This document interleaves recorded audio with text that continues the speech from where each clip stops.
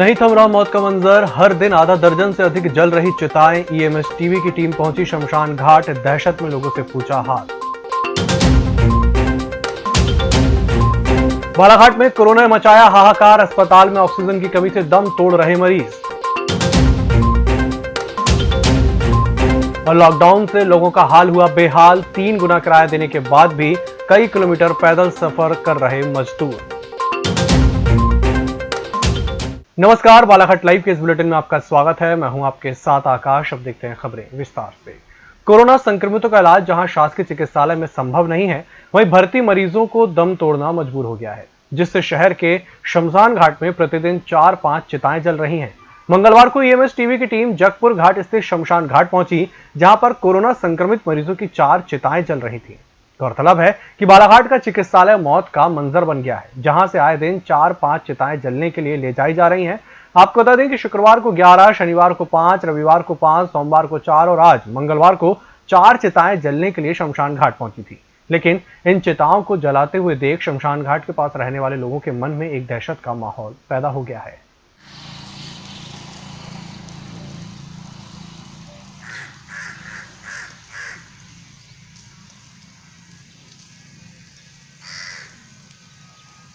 Daily अभी तो continue करना चाहिए, 10, 12, 13 ऐसा मतलब लगभग जाती ही रहती है। किस तरह से बॉडियों को जलाया जाता है? क्या पीपीई किट में रहते हैं लोग? जी हाँ, पीपी किट में रहते हैं, मास्क वगैरह लगा के रहते हैं और उनके साथ में जो भी आता है तो वो भी मास्क लगाए हुए रहता है। यहाँ पर आज जो 4 बॉडियाँ यहाँ पे जल रही है, कितने लोग आए थे यहाँ पे शमशान भूमि में उनके साथ? जी, पूरी डेड बॉडी के लिए तो हमने मतलब निगरानी नहीं किया, लेकिन काफी जो मतलब फर्स्ट टाइम में भी आई हुई थी तो पीपी किट पहने हुए थे। कितने बजे आई थी? ये कम से कम 10 o'clock। अच्छा, कितने लोग थे? पीपी किट पहने हुए 4 या 5 थे और उनके साथ में कुछ मतलब और भी मतलब कहना चाहिए पर्सन्स थे। अच्छा, आप शमशान भूमि के किनारे में आपका मकान है, आप लोगों को डर नहीं लगता जिस तरह से कोरोना संक्रमण फैल रहा है इस समय? जी नहीं, हम लोग मतलब उतना बाहर नहीं निकलते और जब हम निकलते हैं तो मास्क पहन के ही निकलते हैं, क्योंकि हम लोग पानी भी लाते हैं गार्डन से जी। तो जब डेड बॉडी रहती है तो हम गार्डन में नहीं जाते हैं। ये मेरे बड़े पापा लगते थे, ये रिश्तेदार में। क्या नाम था इनका? इनका नाम था महेश मानव। अच्छा, कैसे डेथ हुई इनकी? ये कोरोना ही पॉजिटिव थे। अच्छा, कब भर्ती हुए थे? ये 8-15 दिन हो गए भर्ती थे बालाघाट में। बालाघाट में भर्ती? जी हाँ। तो जानकारी भी नहीं दी है परिजनों को? किसी को? परिजनों को जानकारी थी, लेकिन सब गुपचुप तरीके से हुआ, पता नहीं चलने नहीं दिए उस तरीके से। अच्छा, कब डेथ हुई इनकी? डेथ कल हुई है शायद। कल हुई है। जी हाँ। यहाँ पे 4 बॉडियाँ जल रही, क्या आपको लगता है ये चारों कोविड पॉजिटिव होंगे? ये कोविड पॉजिटिव ही बॉडी जल रही है, क्योंकि यहाँ के जो कर्मचारी हैं उन लोगों के द्वारा बताया गया है कि कोई कोरोना पॉजिटिव बॉडी है ये पूरी बॉडी। अच्छा, कितने लोग आते हैं इनके साथ में वहाँ से कर्मी? अब ये तो मुझे मालूम नहीं, खैर मैं अभी तो देख रहा हूँ, अभी तो कोई दिख नहीं रहा है यहाँ पर। कुछ कर्मचारी थे, वही मास्क वास्क पहने हुए थे, बाकी तो परिवार का कोई सदस्य दिख नहीं रहा है। काफ़ी दिन से, आज 14-15 साल हो गया रह रहे हैं, लेकिन अभी आज तक की ऐसी स्थिति नहीं बनी थी। लेकिन पास में मोक्षधाम बना हुआ है शमशान घाट, यहाँ पर पहले जलती थी 4 बॉडी 5 बॉडी जलती थी, लेकिन आज की स्थिति है कि शुक्रवार के दिन 11 बॉडी जली थी, जिसमें एक नॉर्मल थी, बाकी सब कोरोना की थी। इसलिए कि हम लोग को बहुत दहशत सा हो गया, डर सा हो गया कि इतनी बॉडी यहाँ पर जल रही है, आ रहे जा रहे। डॉक्टरों की कुछ लोगों की मीटिंग भी हुई थी यहाँ पर कि यानी मतलब यहाँ ला रहे हैं कि हम लोग को 1-2 बार मुद्दा भी उठाया कि यहाँ पर नहीं जलाना चाहिए, उधर बाहर ले जाना चाहिए करके, लेकिन नहीं मान रहे हैं और यहीं ला रहे हैं। और कोरोना से इतने मर रहे या नहीं मर रहे, अब ये अपन ये कह नहीं सकते, लेकिन जनता कोई मानेगी कैसे कि जिसके माँ बाप मर जाते, परिवार वाले को न कोरोना से मरा, करके परिवार वाले इनको न उनके हाथ लगाने देते न देखने देते कि जब कोरोना से मरा हुआ है तो ज़्यादा तो उनके परिवार वाले को खबर भी तो देना चाहिए कि तुम्हारा परिवार का कोई सदस्य ख़त्म हो गया, तो उनको दिखाना चाहिए। तो वो भी बात नहीं है, लाते हैं सीधे डॉक्टर, पहले सरन रच देते हैं, उसमें ला करके सुला देते हैं और अंगार लगा देते हैं। बस यही चल रहा है। अभी पूरी लाश जल रही कि नहीं? पूरी लाश, अभी एक दिन तो एक हाथ पैर खड़ा कर दिए थे, यहाँ पर ढंग से लाश नहीं जली थी और खड़ा हाथ पैर करके बिल्कुल ऐसा टांग उठा करके खड़ा था यहाँ पर। वो बेचारा यहाँ पर रहता, साफ सफाई करता, राखड़ फेंकेगा, झाड़ झूड़ करेगा। मानिक नाम का एक लड़का है, इधर मोती नर्मदा नगर का, वो आदमी यहाँ की पूरी साफ सफाई कर रहे हैं, उसको कोरोना नहीं हो रहा है। वो साफ सफाई करने वाले को कोरोना नहीं है। हम लोग यहाँ से पानी भर रहे हैं, हमको कोरोना नहीं हो रहा है। और शहर और हॉस्पिटल के लोग बोल रहे हैं कि इनको कोरोना हो रहा है और मर रहे हैं करके बोल रहे हैं। कुछ ना कुछ तो ये सरकार के ऊपर डिपेंड कर, कुछ ना कुछ तो यानी मतलब रिएक्शन की इंजेक्शन लगाए, ये पॉइजन कुछ ना कुछ तो दे रहे हैं। मेरे को तो पूरा डाउट है डॉक्टरों पे कि जो आदमी यहाँ पर घर में नहीं मर रहा है तो, और डॉक्टर हॉस्पिटल में बीमार आदमी को ले जा लीजिए, सर्दी नॉर्मल सर्दी जुकाम है और सर्दी जुकाम में वो कोरोना हुआ करके खत्म कर दे रहे हैं बस। बालाघाट जिले में बढ़ते कोविड संक्रमितों के चलते व्यवस्था पूरी तरह से चरमरा गई है। बालाघाट में हाहाकार मचा हुआ है। मरीजों को किसी भी अस्पताल में बेड नहीं मिल पा रहे हैं। ऑक्सीजन की जबरदस्त कमी है, जिसके चलते मरीज दम तोड़ रहे हैं। इसी क्रम में बैयर विधायक संजय उइके के निजी सहायक अजय भेलावे ने दम तोड़ दिया। वहीं बालाघाट के विद्युत वितरण कंपनी के कार्यपालन यंत्री लक्ष्मण सिंह पॉजिटिव है और उनकी पत्नी रेमडेसिविर इंजेक्शन के लिए दर दर भटक रही हैं, क्योंकि मंगलवार को बालाघाट में एक भी इंजेक्शन उपलब्ध नहीं था। जो आपके संपर्क में रहते हैं आप उनको दे सकते हैं। आप लोगों के जो लड़के सप्लाई करेंगे उन सभी को हम लोग पासेस देंगे, ठीक है। वो लोग अपना घर पे जाकर के दे सकते हैं। अपना सब्जी का व्यवस्था, सब्जी वाले सबसे है, कोई बात नहीं है। जिले में लगातार कोरोना मरीजों का मामला बढ़ रहा है, जिससे जिला प्रशासन ने जिले में 22 अप्रैल तक संपूर्ण लॉकडाउन लगा दिया है, जिसके चलते बसों की आवाजाही बंद होने से मजदूरी के लिए बड़े नगरों की ओर गए मजदूर कामकाज बंद हो जाने पर अपने गांव वापस लौट रहे हैं, जिन्हें परेशानियों का सामना करना पड़ रहा है। ऐसा ही मामला मंगलवार को जगपुर घाट से गर्रा बाईपास रोड में देखने को मिला, जब घोटी गलालबर्रा के 3 मजदूर सिकंदराबाद से वापस अपने गाँव लौट रहे थे, जिन्हें करीब 5 किलोमीटर तक तपती दोपहरी में पैदल चलना पड़ा। अभी कहाँ से आ रहे हैं? हैदराबाद सिकंदराबाद से। कैसी क्या व्यवस्था से आए आप?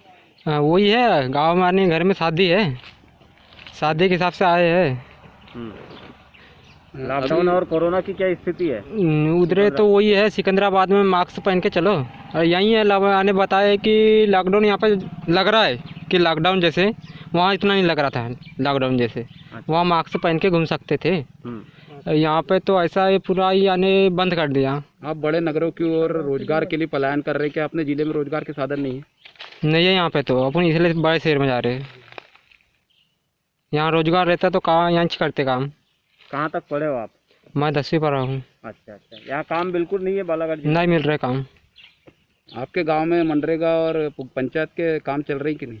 चल रहे, वही नाम नहीं आ रहे।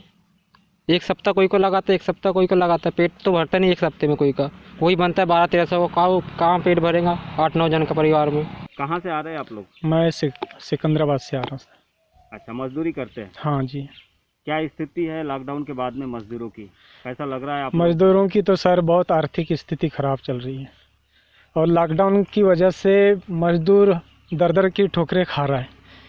बाल बच्चे कैसे पालेगा, ऐसा बार बार लॉकडाउन लग रहा है, तो ऐसे में कैसा हमारा परिवार चलेगा सर। अभी कितनी दूर से पैदल आ रहे हैं आप लोग? अभी मैं कम से कम 5 किलोमीटर दूर से पैदल आ रहा हूँ। अच्छा। ये रजे गाँव से हम मार्शल बनवाए थे, वो लोग भी 200-200 रुपये किराया ले रहे हैं एक व्यक्ति से।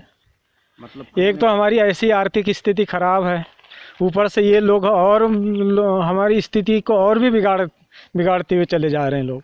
खाना कब से नहीं खाए हो आपने? खाना तो हमने कल ही खाए थे 3 बजे। जब से भूखे ही? हाँ। तो भूखे चलने में क्या तकलीफ हो रही, कैसे? सर अब इतनी गर्मी में कैसी तकलीफ होती है, तो ये सब आप लोग भी समझ सकते हैं, धूप में पैदल चलने से। क्या लगता है, क्या बार बार लॉकडाउन से वाकई में मजदूर बहुत तकलीफ है सर। अब जिसकी तकलीफ वही समझता है इन चीज़ों में, लेकिन सरकार तो नहीं समझ रही है। पर कैसा करोगे सर, अब ऐसा बार बार लॉकडाउन बार बार वही बात आती है, होना जाना कुछ नहीं मिल रहा है और कुछ नहीं हो रहा है। कोरोना का डर नहीं है आप लोगों को? किसको नहीं है सर, सबको डर है, लेकिन फिर भी अब परिवार पालन पोषण करने के लिए तो काम तो करने जाना पड़ेगा, बाहर जाना ही पड़ेगा। अपने इधर क्या है, कोई मजदूरी नहीं है ढंग की, न कुछ है, न डेली का काम है। बुलेटिन वक्त चला, छोटे से ब्रेक का, जल्द हाजिर होंगे। हर घूंट सेहत से भरपूर, without sugar, without caffeine and with natural tea colour. Ayur Amrit herbal tea अपनाइए, जो हृदय के लिए रामबाण औषधि है। अब टी नहीं, सिर्फ आयुर अमृत हर्बल टी। ब्रेक के बाद एक बार फिर से आपका स्वागत है। बढ़ते हैं अगली खबर की ओर, जहां मध्य प्रदेश शासन द्वारा प्राथमिकता के आधार पर सीमेंट सड़क, पक्की नालियां, पेयजल व्यवस्था, सड़क बत्ती, स्वच्छता को लेकर सक्रिय है, वहीं प्रायः माना जा रहा है कि अधिकतम ग्राम पंचायतों की सभी गलियों को सीमेंट सड़क में तब्दील भी कर दिया गया है। ग्राम पंचायत कड़गना में वार्ड क्रमांक 5 और 6 में रहने वाले निवासियों के द्वारा बताया गया कि वर्षों से शासन प्रशासन से गुहार लगाने के बाद भी हम वर्तमान में मूलभूत सुविधाओं से वंचित हैं। वार्ड 5 और 6 की नाली अत्यधिक टूट जाने के कारण गंदगी और कीचड़ भरा पड़ा है। सफाई नहीं होने के कारण वार्डवासियों को बीमारियों का डर बना रहता है। एक पानी का हैंडपंप है जिसका पानी में गंदापन आने के कारण पीने के लिए उपयोग करना ठीक नहीं है। ऐसी स्थिति में वार्डवासी महिलाओं को दूर दराज से पानी लाना पड़ रहा है। ये आपके यहाँ जैसे रोड है और ये नालियाँ है जिसकी साफ़ सफाई नहीं हुई है और मेरा ख्याल है टूट फूट हो चुकी है, इसके बारे में कोई सवाल?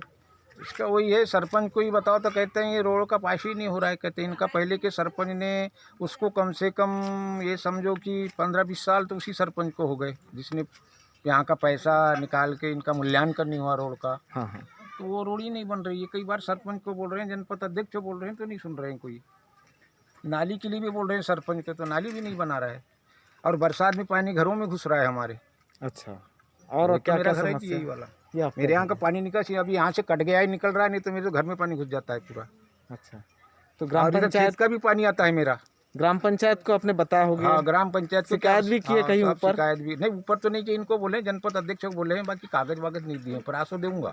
अच्छा, क्योंकि पानी निकासी के लिए दिक्कत जाएगी ऐसा। और क्या क्या समस्या है? समस्या क्या है, नाली भी नहीं बना रहे हैं। अच्छा, नाली में इतनी गंदगी है कि साला आदमी रोड में जाने वाला नाक को दबा के जाता है। बिल्कुल बिल्कुल। बाहर के ना, अब हम रात दिन यहाँ रहते हैं तो इसलिए हम नाक को नहीं दबाते। बाकी आते हैं तो सब नाक को दबाते हैं महिला लोग तो यहाँ पर। तो आप क्या चाहते हैं? नाली बनना चाहिए और रोड भी बनना चाहिए। और पहली मुश्किल तो नाली का है, पानी निकासी नहीं हो रही। पहली चीज़ तो घरों में पानी घुस रहा है, बारिश में तकलीफ हो जाती है, गंदगी भी बढ़ रही है। गंदगी अच्छा, साफ सफाई कभी करते ही कि नहीं करते? एक आध बार साल में असार लगते, कहीं कर लिए तो कर लिए एक बार। अच्छा, वो भी मलमा नहीं फेंकते, वो भी मलमा कई दिन तक रख देते, रोड पे पड़ा रहता है। ऐसा क्या? सफाई करते जरूर है पर वो साल में एक बार करते हैं सफाई, फिर दोबारा से नाली में बह के और वो हो जाता है। ये आपका वार्ड क्रमांक क्या है? वार्ड नंबर 6 है। 6, इसमें 6 भी आ रहा है, 5 भी आ रहा है, दोनों वार्ड आ रहे हैं और कुछ 7 भी आ रहा है। ये कितने सालों से ऐसी नालियाँ हैं? 15-16 साल। 15-16 साल से अभी तक बनी नहीं? अभी नहीं बनी है।